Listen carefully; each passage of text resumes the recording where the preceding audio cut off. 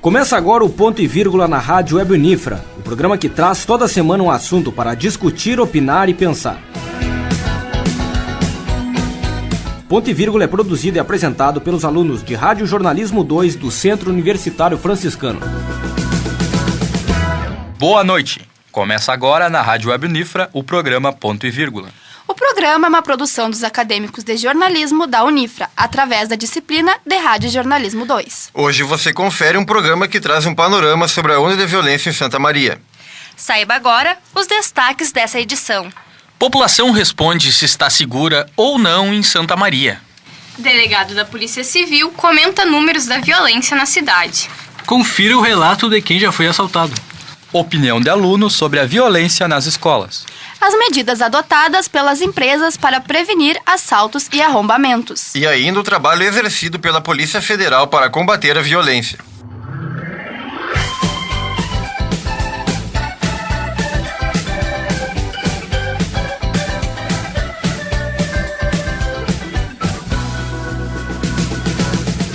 Segundo dados da Brigada Militar e Polícia Civil, somente neste ano, 25 assassinatos já ocorreram em Santa Maria. A maioria dos crimes aconteceu no mês de agosto.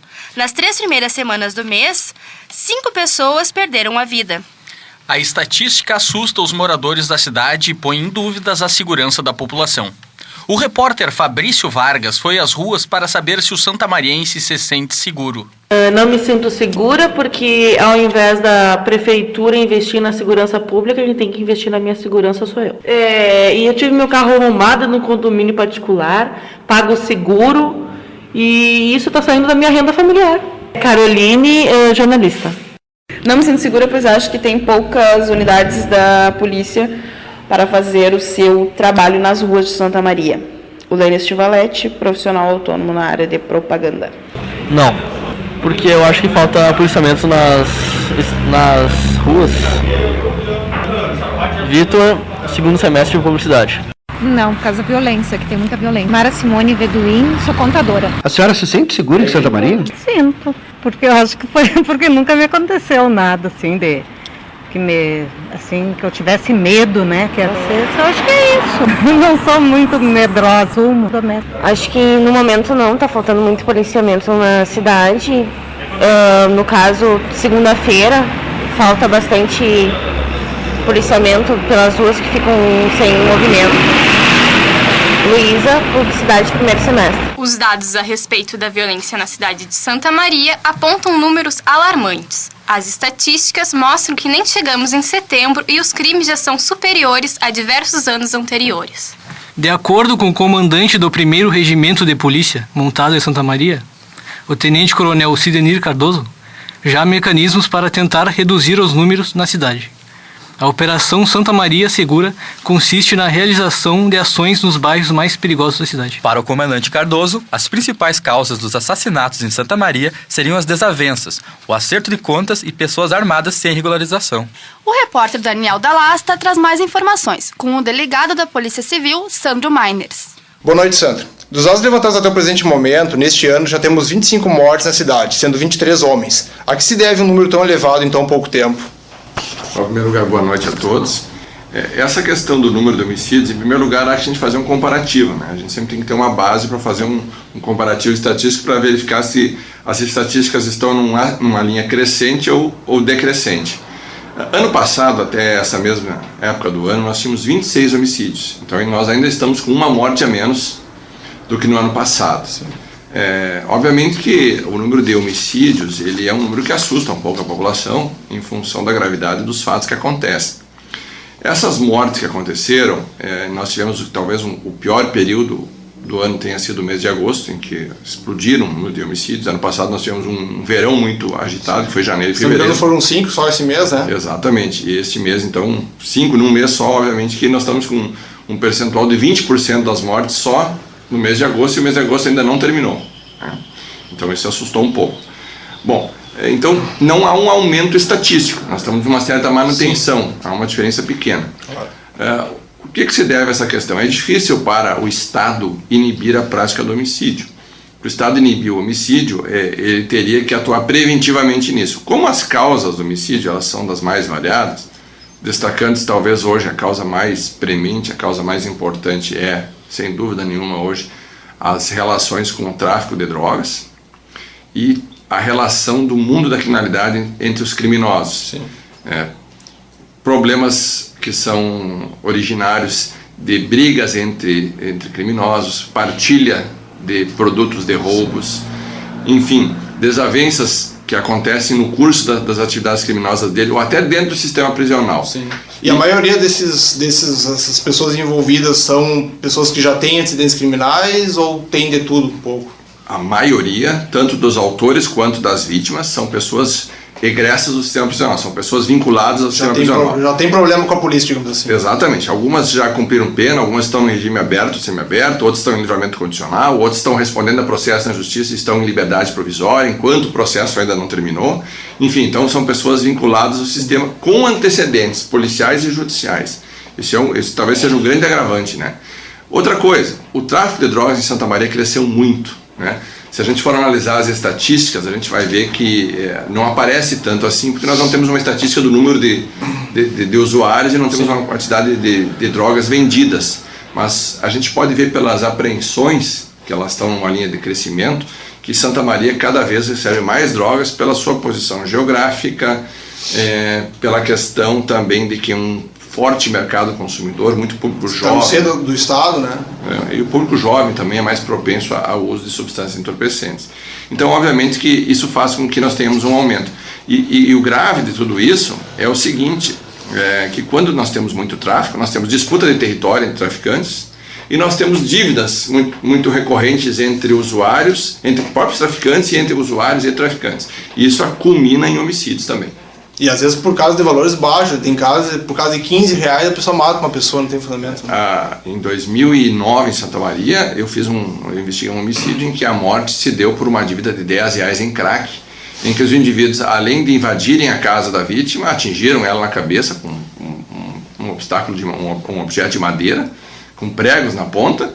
E depois que a vítima estava adormecida, havia desmaiado pelas pancadas, com as batidas que sofreu na cabeça, eles atearam fogo e queimaram a vítima viva ainda dentro da casa.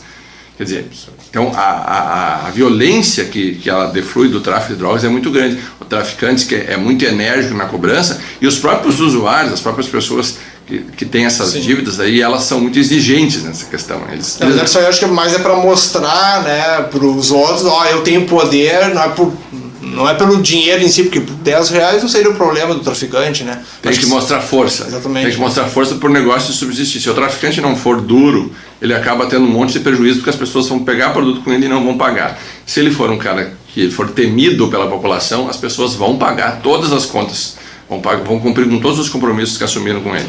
Desses casos que têm acontecido recentemente em Santa Maria, quais são os principais casos até o momento, os mais relevantes, teve mais repercussão desses últimos? Com certeza o que mais choca a população é o latrocínio, né? Porque o latrocínio é um roubo seguido de morte, né? Em que a vítima ela é morta, muitas vezes até por responsabilidade até da própria vítima, que reage mal, acaba tentando uma reação sem chance alguma e acaba morrendo. Ou, como a gente já teve caso aqui em Santa Maria, a vítima é já friamente executada para facilitar a ação criminosa. O criminoso já chega com o planejamento de matar a vítima e aí levar o dinheiro, levar o valor que ele pretende roubar. Então, esses fatos, eles obviamente chocam mais a população. A polícia dá uma atenção maior para homicídios e latrocínios, porque eles atentam contra a vida das pessoas, necessitam de uma resposta.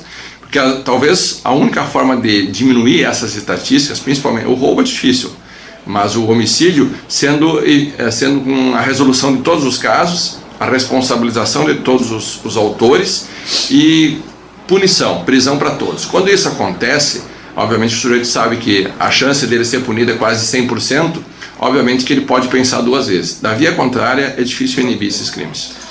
Desses crimes que vem acontecendo, tirando esses casos de mortes, no geral, como é que está a criminalidade de Santa Maria? Roubos, assaltos? Os roubos cresceram neste ano, os furtos também cresceram. Seja o roubo a estabelecimento comercial, seja o roubo a pedestres em via pública, eles todos estão em franco crescimento. Por que essas estatísticas cresceram? No ano passado nós tivemos índices bem diminutos. No ano passado, com algumas medidas que foram tomadas Polícia Civil, no sentido de centrar algumas investigações e desarticular algumas quadrilhas, principalmente furto e roubo de veículos.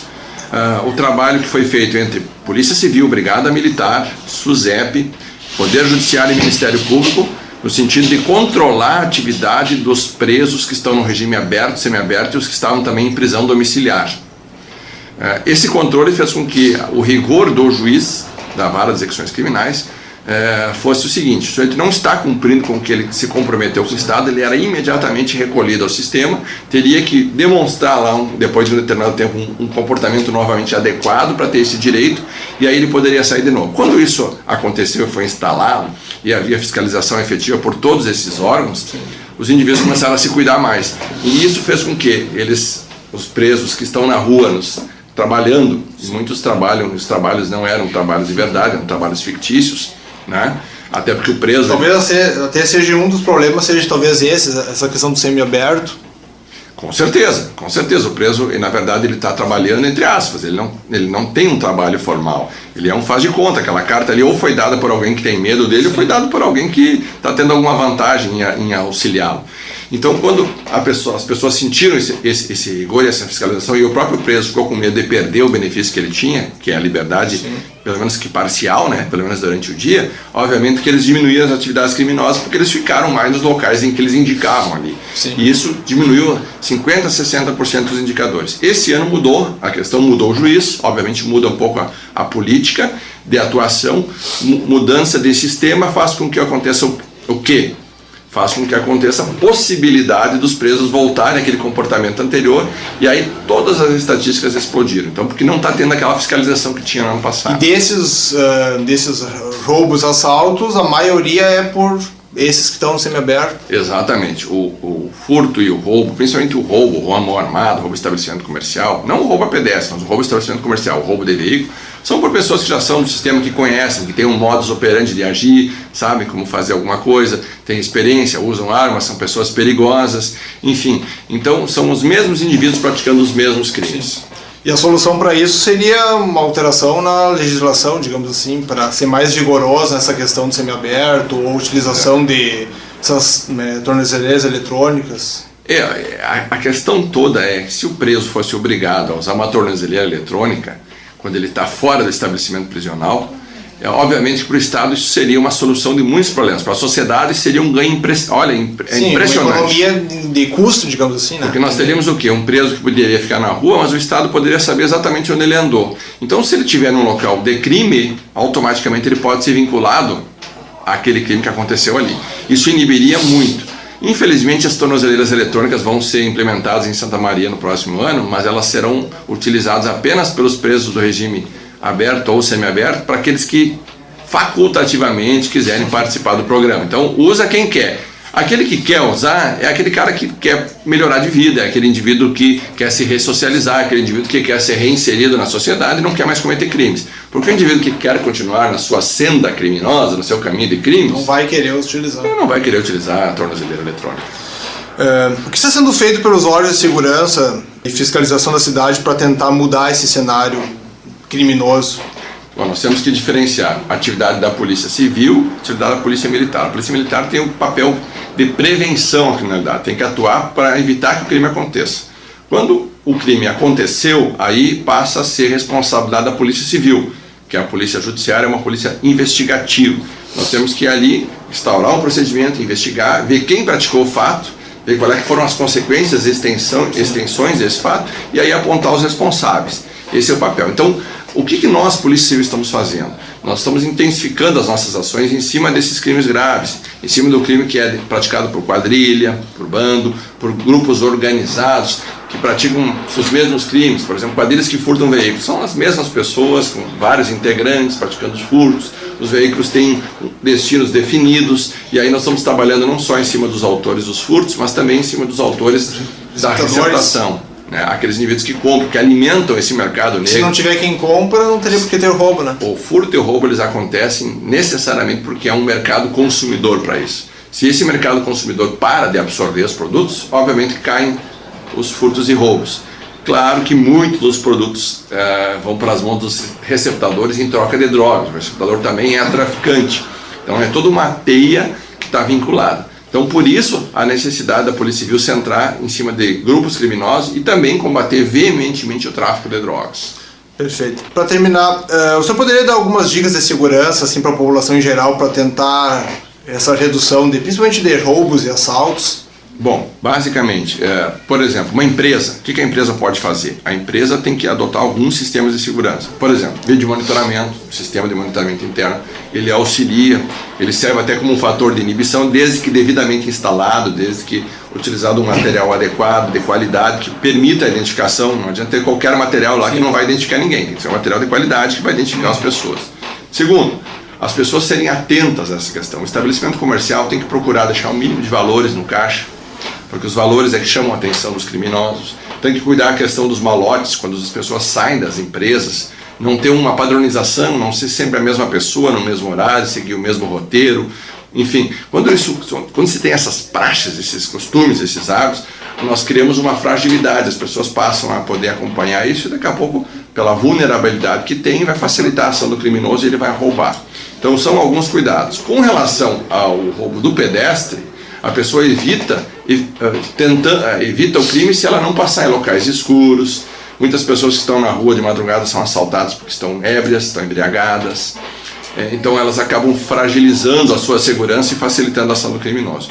E o furto de veículo, que é um crime também, que muitas vezes é a vítima que deixa o carro estacionado na rua, às vezes a rua é muito escura de noite, falta iluminação pública no local, não tem uma trava de segurança, não tem um alarme, enfim. Quer dizer, eu tenho que criar uma dificuldade. Quando é muito fácil para o criminoso, quando eu facilito a ação do criminoso, obviamente que eu estou dificultando a minha segurança e o trabalho da polícia, que é árduo no sentido de apurar a responsabilidade. Muito obrigado, delegado Sandro Maidres, pelos esclarecimentos. Tá bom, foi um prazer ter falado contigo. Boa noite a todos. Obrigado, Daniel da Lafta.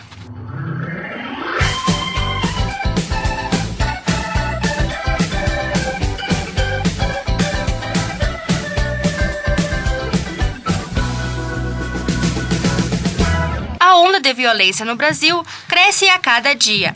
Entre os principais crimes está o roubo. Hoje não é possível dizer que determinado lugar é seguro, pois o perigo está em todos os lugares. O repórter Diego Fantinel conversou com quem já foi assaltado. Confira. Estamos aqui com a Lindiele Almeida, que recentemente foi assaltada na rua Silva Jardim, próximo à Unifra. Lindiele, como ocorreu o assalto?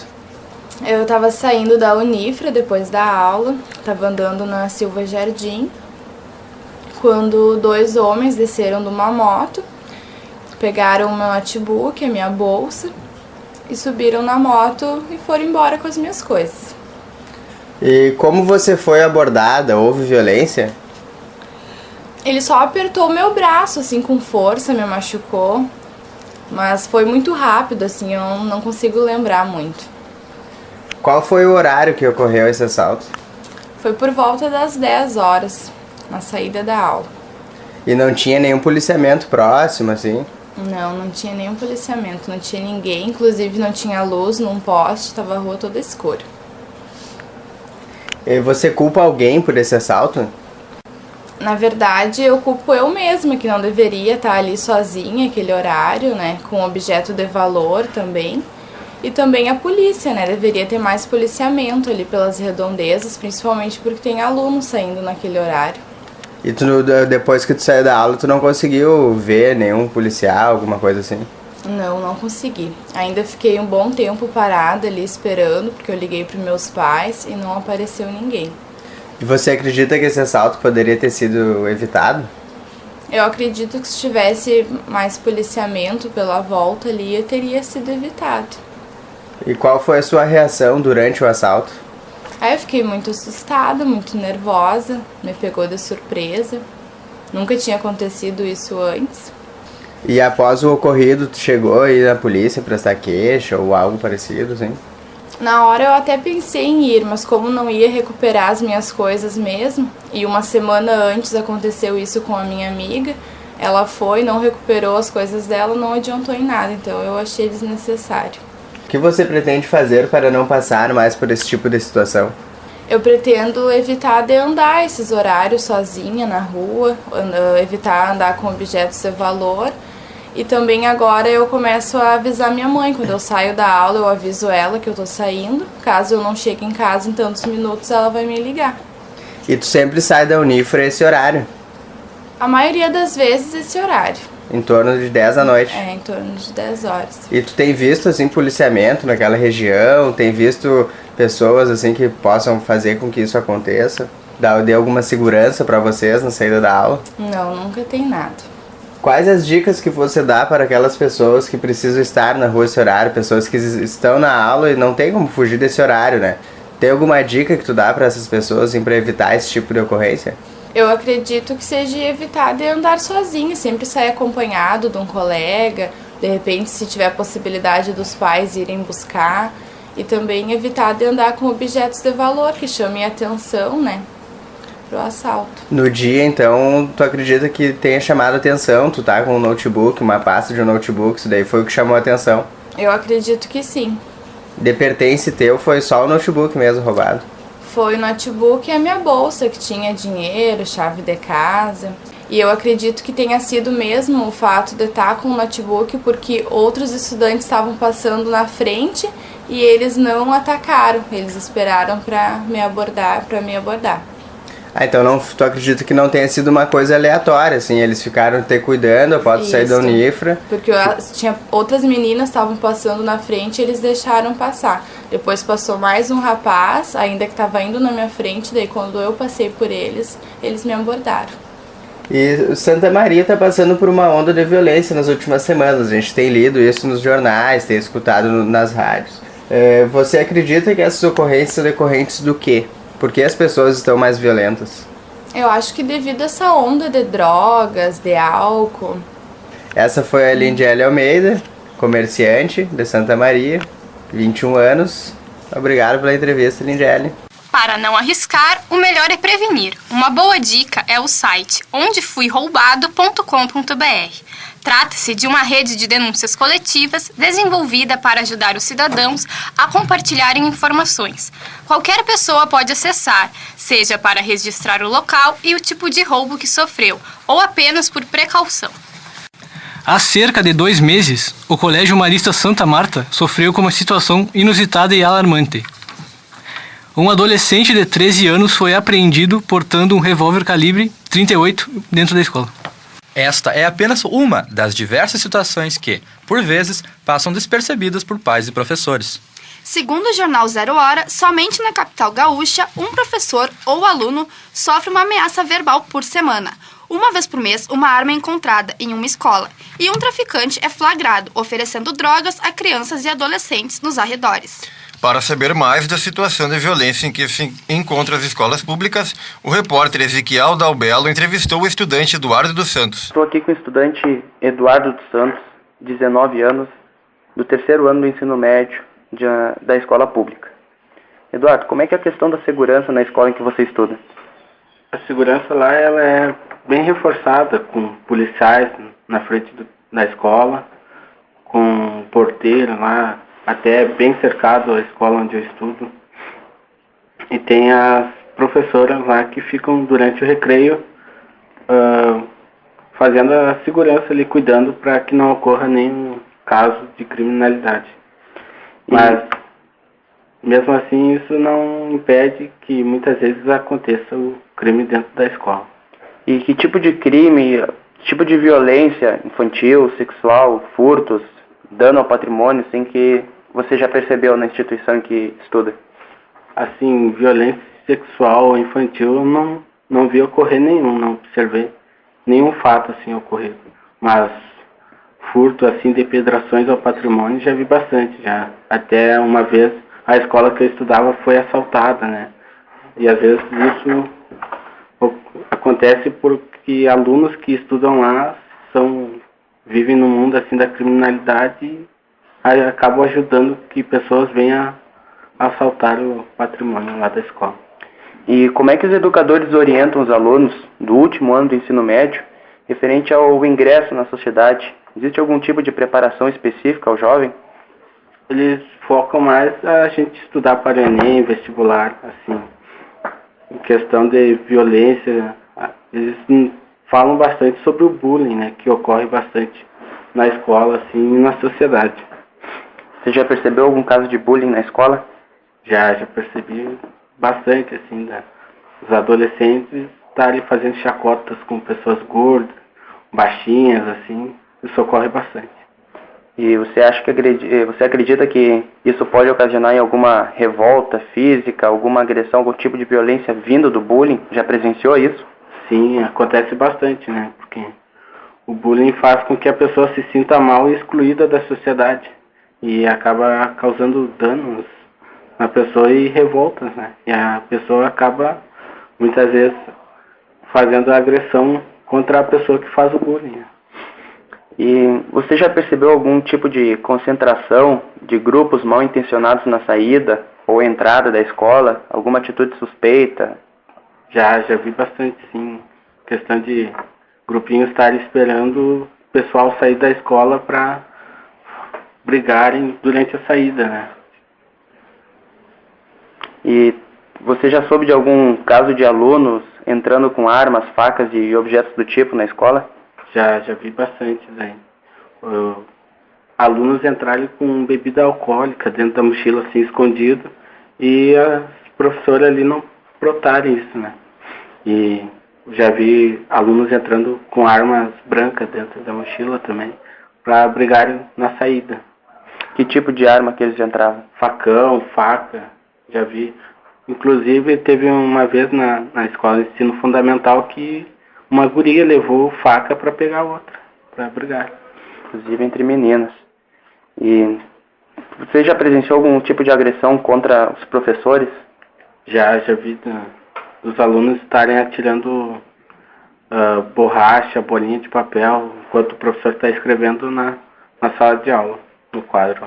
E qual que era a atitude tomada pelo professor? Eles orientavam, eles ficavam omissos, se retiravam da sala? Como é que é a atitude deles? Eles perguntavam quem foi, ninguém se acusava e eles tomavam uma providência na direção, né? E como é que é o tratamento dos professores com os alunos? Assim, dependendo, tem muitos professores que são bons, assim, em relação aos alunos. Tem uns que até influenciam a violência. Teve uma vez que eu, na quinta série, uma menina me agrediu e eu retribuí um tapa no rosto dela e o professor disse que isso era uma covardia e ele me assegurou para que a menina me batesse. E isso foi errado da parte dele, né? Tá me assegurando. O próprio professor coibiu para violência, ele que segurou para a menina lhe bater. Disse que era covardia de eu ter dado um tapa na cara dela. Isso em plena sala de aula? Na sala de aula, na frente de todos os meus colegas. E você acredita que o aluno da escola pública ele tem uma tendência maior de se marginalizar do que o estudante de instituições particulares? Tem sim, porque isso daí varia conforme a educação, né? Mas isso reflete bastante, porque a pessoa vai entrando no mundinho ali e vai entrando quando vê já está no crime, né? Acredita que existem algumas facções dentro das escolas? Acredito sim, porque até eu vejo, né? E até já me convidaram para participar de algumas, assim, mas eu não fiz questão de participar, né? Tá ok, então. Falei aqui com Eduardo dos Santos, estudante do ensino público, Ezequiel Dalbello para o Rádio Jornalismo Unifra. Alguns dos crimes que mais preocupam os comerciantes são os assaltos e arrombamentos. Estabelecimentos comerciais são os principais alvos. Para evitar esses prejuízos, muitas lojas recorrem a empresas de segurança privada, pois não se sentem completamente seguras pelo poder policial. É o que diz a gerente da Reprotec, Simone Sates, em entrevista ao repórter Renan Maurman.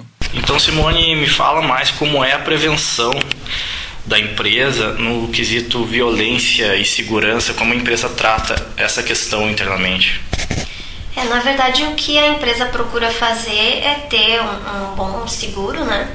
Tanto empresarial, né, que envolve os custos da empresa, quanto dos nossos colaboradores também que estão viajando por aí. A gente tem seguro de carro, então todo que é tipo de seguro que a gente vê que vale a pena para ter algum tipo de segurança a gente procura ter, fora o essencial, né, que a gente acha que é alarme, toda a parte de proteção interna da empresa, enquanto a gente não está em horário de trabalho, né? Então a gente procura adaptar e adquirir tudo aquilo que a gente vê que vai te dar algum tipo de segurança, né? Em repor tudo aquilo que bens, né? Porque o mais importante é a segurança das pessoas. Então a gente procura muito ter esse tipo de segurança para recuperar bens, né? E em questão de alarme também investe nisso, investe na segurança do bem imóvel, né? E qual é o maior temor, no caso da empresa, em termos de perdas, no caso de sofrer mesmo um assalto, uma situação? Eu acho que a maior perda em si, e o que a gente prioriza muito é a segurança dos funcionários, né? Se acontecer, ainda não aconteceu, mas se a gente sofrer algum tipo de assalto, a gente espera que a pessoa leve o que for necessário, mas que jamais prejudique e machuque algum funcionário nosso. Isso é essencial, por isso que a gente investe em seguro, em alarme, em proteção, porque bens a gente recupera, mas o principal é a segurança dos nossos funcionários. A gente tenta, né, cuidar muito disso, a gente nunca espera e não quer que nada aconteça com a gente, mas o principal é a segurança dos nossos funcionários, é o bem-estar deles. A gente nunca quer que aconteça nada com ninguém. E você se sente seguro pelo poder público, pelas polícias, pela força da Brigada Militar, da Polícia Civil? Não, eu não me sinto nem um pouco segura, até porque se acontecer alguma coisa vão demorar muito para chegar, até tu conseguir falar com alguém, então não me sinto nem um pouco segura. A gente tenta fazer pelas nossas próprias mãos e pelos próprios recursos que a gente tem, porque se tu for depender hoje de polícia para vir te ajudar, não existe, no meu ponto de vista, nada que vá te ajudar num primeiro momento. E também não vejo futuramente. O máximo que pode acontecer é tu fazer um boletim de ocorrência, que já aconteceu conosco, não se recupera os bens, não se faz uma investigação, não se tem recurso para investigar quem foi que roubou. Ou seja, a gente atua pelas nossas próprias mãos e pelos nossos próprios recursos, infelizmente. E existe algum treinamento para os funcionários? A gente procura, na verdade, dar algumas condições e algumas indicações e na verdade dessa forma, porque treinamento em si, a gente tem o que a própria empresa de segurança nos diz que é o necessário fazer, né? No caso de algum assalto, não reagir, não fazer nada, chamar a própria empresa de segurança, né? Na verdade são algumas proteções que a gente mesmo procura passar para eles, mas no sentido de não reagir, de não fazer nada que vá prejudicar a pessoa, deixar que levem o que for necessário e o que importa é a vida. E quais as principais perdas, assim, no sentido, principal alvo dos bandidos? Eles levam aquilo que é fácil de se vender no mercado negro, né? Infelizmente, se não houvesse as pessoas que comprassem essas mercadorias, não haveria tanto roubo. Hoje se leva o que? Celular, se leva notebook, se leva tablet, tudo que é mais fácil de você vender, porque tem pessoas que adquirem, né? É muito difícil levar uma mesa de uma empresa, por quê? Porque ninguém vai comprar. Agora, se tu levar um celular, qualquer um vai comprar. Infelizmente, porque as pessoas compram no mercado negro. Elas não pensam que elas podem estar prejudicando um familiar que possa estar precisando de algum emprego, né? Porque quando a empresa é lesada, por mais que tu se tenha um seguro, tu tem um custo. Tu vai investir, por exemplo, o custo que a gente tem em segurança, eu poderia muito bem contratar 1 ou 2 funcionários. Mas são 2 funcionários a menos, por quê? Porque você tem que investir em segurança. Então, se as pessoas pensassem nisso e não comprassem essa mercadoria, com certeza elas estariam ajudando alguém, mas infelizmente elas pensam em si próprias, no seu benefício de imediato.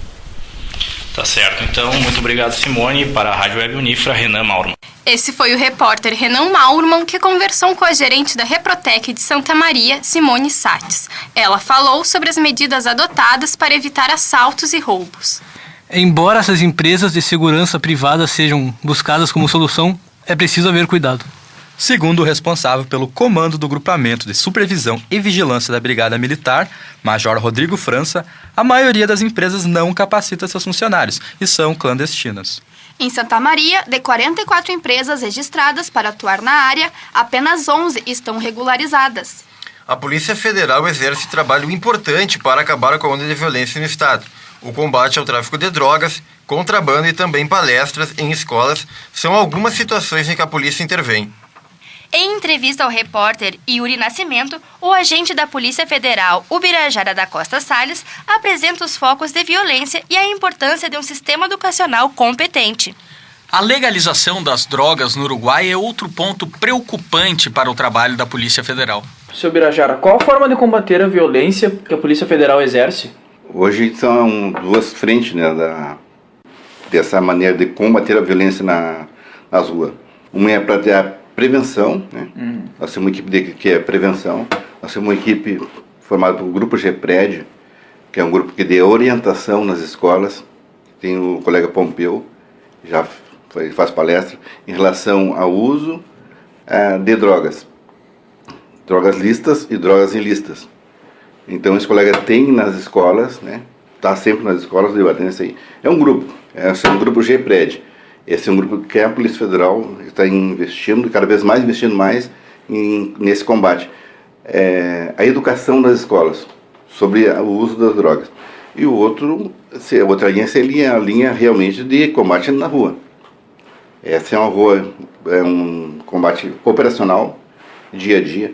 Vários tipos de combate a gente enfrenta, né? Se propõe para colocar isso aí. Só que essa violência, esse combate hoje, está relacionado à educação, né, que as pessoas trazem de casa. Então não se pode ter uma polícia eficaz se não tiver uma educação em casa. Então nessa educação de casa, que traz de casa, muitas vezes os jovens, ele não tem nada. Ele não tem nada, no final de semana ele não tem nada para fazer. Então ele sai para a rua para fazer um ato de vandalismo, porque ele não tem nada a perder.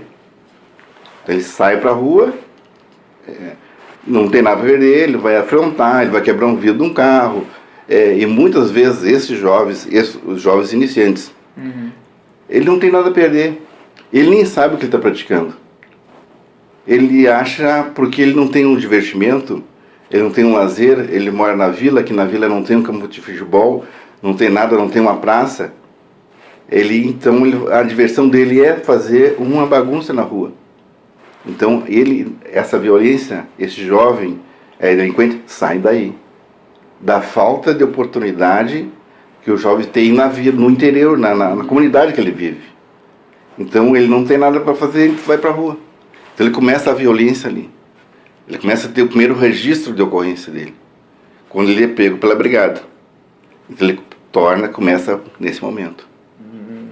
Tá certo. E com relação ao tráfico de drogas, no que contribui essa prática para o aumento da violência na cidade e na região? A questão do tráfico de droga é uma questão educacional em relação ao uso. Não pode se falar assim, o tráfico de droga, o uso da droga. O tráfico está relacionado ao uso. Se não tivesse o viciado, não teria o tráfico. Então, essa é a primeira parte que eu falei a você, que a Polícia Federal tem ido para a escola para combater esse primeiro contato do jovem com a droga. Então, se conseguir evitar esse primeiro contato, nós não vamos ter o traficante. Mas para nós evitar esse primeiro contato, a polícia, não é só a polícia, tem os órgãos, né? O jovem tem que ter alguma coisa para fazer. O jovem usa a droga porque ele não tem o que fazer. Então, se colocar um esporte nele, ele vai deixar usar droga. Não vai usar droga. Mas a partir do momento que ele começar a usar droga, essa violência dele, ele tem cada vez mais o uso da droga, mais drogas, ele requer mais dinheiro para comprar droga. O que vai acontecer? Ele não tem o dinheiro em casa, ele vai furtar em casa, pequenos furtos em casa, grandes furto da mãe, furto do pai, furto da vizinha, não é o suficiente, aí ele parte para o furto da rua.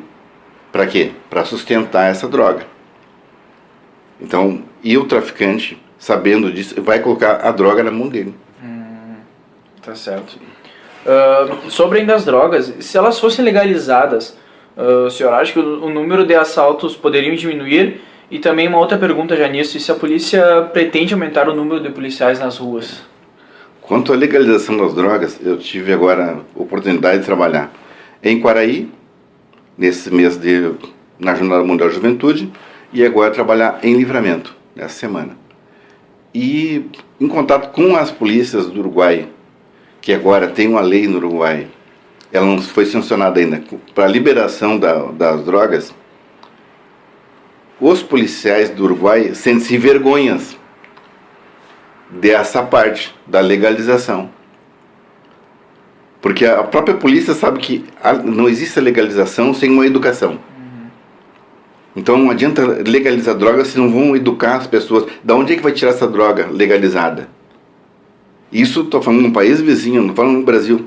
Conversa do país vizinho. Eles não sabem também como vai ser. Se no país vizinho tem uma lei, já que está próximo para assinada, eles não estão sabendo como trabalhar isso aí. No Brasil, Uruguai, 3 milhões de habitantes. O Brasil, 70 milhões de habitantes. 3 milhões e meio de habitantes, eles não conseguem controlar. Como você acha que eles vão controlar 170 no Brasil? Então, essa legalização não tem fundamentação. Então, a legalização é ao interesse de alguém. Interesse, não vou dizer de quem, mas aí existe o interesse por trás. Porque mesmo num país vizinho nosso, eles não têm condição. Isso, conversando agora em Rivera, com o chefe da polícia lá, da chefiatura, eles dizendo assim, em conversa com os sociólogos em Rivera, no departamento de Rivera, lá que é o estado, né? Rivera tem o estado do departamento e a cidade de Rivera. Eles não sabem o que vão fazer, porque muitas pessoas tendem a abandonar as suas casas da fronteira. E no lado brasileiro, conversando com as pessoas lá, eu estava numa reunião no Portal Hotel, não era a minha parte, mas eu estava junto lá. Não teve um jantar, eu estava junto. E falando sobre isso, e as pessoas, a tendência é que as pessoas de bem que moram na fronteira, com a legalização, estou falando no país vizinho, com a legalização da maconha no Uruguai, as pessoas saem da fronteira. Porque vai acontecer um turismo de viciados. Turismo de viciados. As pessoas vão sair daqui dentro e ir para a fronteira para a questão de usar a droga lá, na liberação. Por quê? Porque as pessoas no Brasil, as polícias não têm pessoas suficientes para combater. E os governantes passam a mão por cima dizendo que as polícias têm condição. As polícias não têm hoje, com as leis brandas, que o viciado ele simplesmente deixou de ser, com a descriminalização, se ele quiser, ele vai usar a droga na rua. Só que ele vai ser preso, né? As pessoas confundem. Eu posso usar a droga na rua, né? Só que ele assim, a justiça disse que eu podia usar a droga na rua. Ele usa a droga, só que ele vai preso. Ele não vai preso igual, não está legalizada a droga no Brasil. Né? Em relação ao número de policiais, isso está sendo cada dia mais, né? No caso da minha instituição, da Polícia Federal, né? Estudos para aumentar o número efetivo. Cada vez maior o efetivo de policiais. Infelizmente, a criminalidade a polícia nesse momento, a Polícia Federal, por vários motivos, ela não é que tinha deixado abandonada as drogas, né? Mas muitas atribuições fazem que aquele policial que estava diretamente ligado ao combate à droga, ele é alocado para outro setor. Então teria que vir mais policiais, mais policiais novos. E uma das políticas da Polícia Federal é lotar os policiais na fronteira para conhecer o movimento de tráfico de droga para depois vir para as cidades. Então a Polícia Federal está preocupada com isso aí e cada vez mais, o objetivo sempre mais, fazer uma renovação na polícia. Esse foi o agente federal Ubirajara da Costa Salles, em entrevista ao repórter Yuri Nascimento. Ubirajara comentou sobre o trabalho exercido pela polícia, as preocupações com a violência e também com o tráfico de drogas no estado.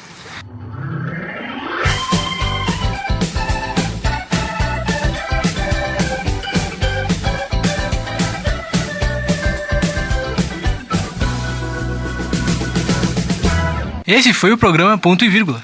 No programa de hoje, destacamos uma enquete sobre segurança em Santa Maria. Delegado da Polícia Civil comenta números da violência na cidade. O relato de quem já foi assaltado e a opinião de um aluno sobre a violência nas escolas. As medidas adotadas pelas empresas para prevenir assaltos e arrombamentos. E ainda o trabalho exercido pela Polícia Federal para combater a violência. O programa foi produzido pelos acadêmicos de Radiojornalismo 2, do Centro Universitário Franciscano. como redatores Nayon Cursino, Bibiana Fantinel, Roger Bolzan, Laura Gross, Rodrigo Lorenzi e Karina Carvalho. Como apresentadores, Gustavo Pedroso, Renata Medina, Rodrigo Marques Debem, Lucas Oliveira, Thaís Herli, Daiane Spiazzi e Augusto Guterres. Como repórteres, Renan Maurman, Diego Fantinel, Yuri Nascimento, Ezequiel Dalbelo, Daniel Dalasto e Fabrício Vargas. Na técnica, Clenilson Oliveira. E na supervisão, a professora Áurea Evelise Fonseca. Boa noite. Até o próximo programa.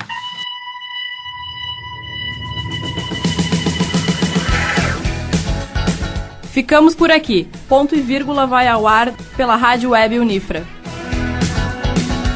O Ponto e Vírgula é produzido e apresentado pelos alunos de Rádio Jornalismo 2 do Centro Universitário Franciscano.